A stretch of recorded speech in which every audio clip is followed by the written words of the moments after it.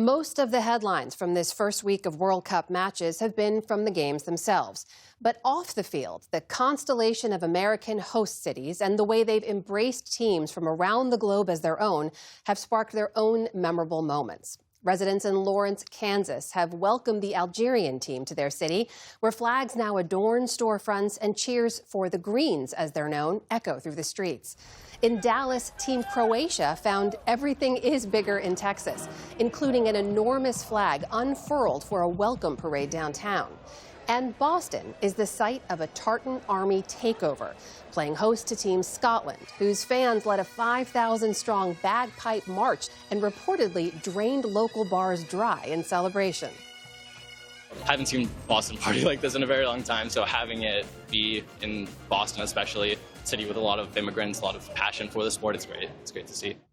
Boston Globe reporter Emily Sweeney has been covering the excitement around the games and the parade of international pride that comes with it. Asian people, we always have energy, whatever the circumstances. To be a Cape Verdean is already a victory. We already won! Viva Cabo Verde! As soon as that goal went in, I went, I'm going to America. And Emily Sweeney joins us now from Boston. Emily, welcome to the News Hour. Thanks for joining us. Yeah, thanks so much for having me. All right, so just give us a sense of what it is like there in Boston, hosting the Scottish team and also all these World Cup matches. What's the vibe? Yeah, well, I got to say, I've never seen so many kilts in my life. I walked out of the newsroom, my office building, and seriously, like, you look around to your left, your right, kilts, kilts, kilts everywhere. There's people singing in the streets. The energy is great. The vibe has been totally positive.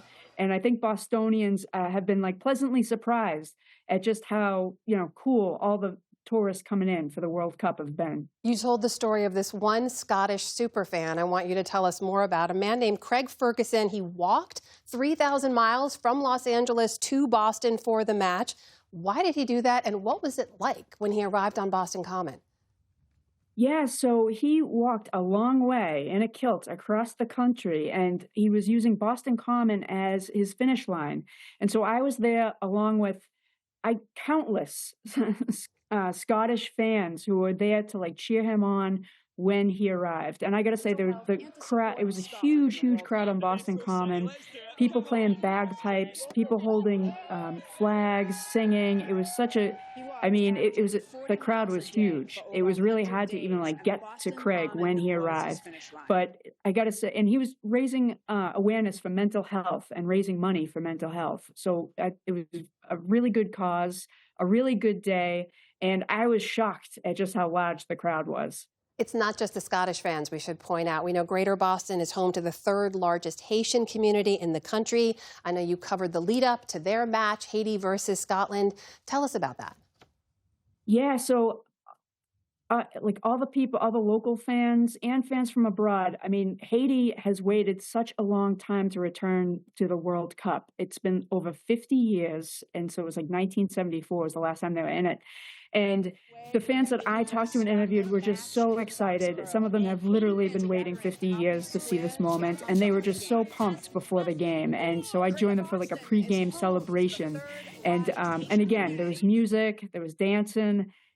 People had the colors out. It was just a really good time, and everybody was so positive. And, we had Scottish fans come in too, and they joined. It was really cool to see. It's been amazing. We should note here too, Emily, it's not just Boston. We're seeing cities and towns around the country just open their arms and embrace these teams from around the world. Why do you think that's resonating the way that it is with everyone who's watching? Well, with all the crazy things going on in the world, it's really nice to see just people from all different places just getting along and all coming together for one thing, to watch soccer, a great sport. And I got to say, it's brought so much joy to the city of Boston. I got to say, everywhere you look, you'll see often on statues. We have lots of statues in Boston, lots of history. There's orange traffic cones appearing on the statues' heads. And I got to say, it looks great.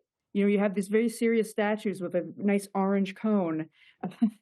And this is a little tradition that was brought over from Scotland that has been shared by the Tartan Army with us. And it's been great to see all the traffic cones appearing on our statues. So, Emily, I should point out, too, you cover a lot of different things for the Globe as their social video journalist. I think this is the first World Cup you've covered.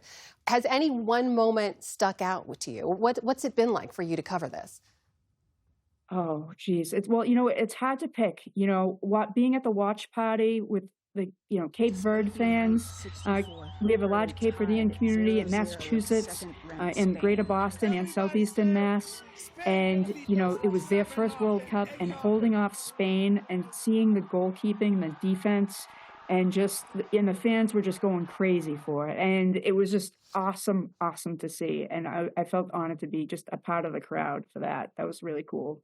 So much joy. We can't thank you enough for taking the time to share it with us today. Emily Sweeney of the Boston Globe. Appreciate your time.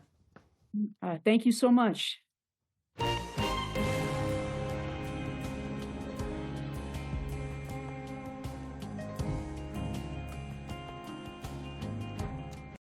Support journalism you trust. Support PBS News.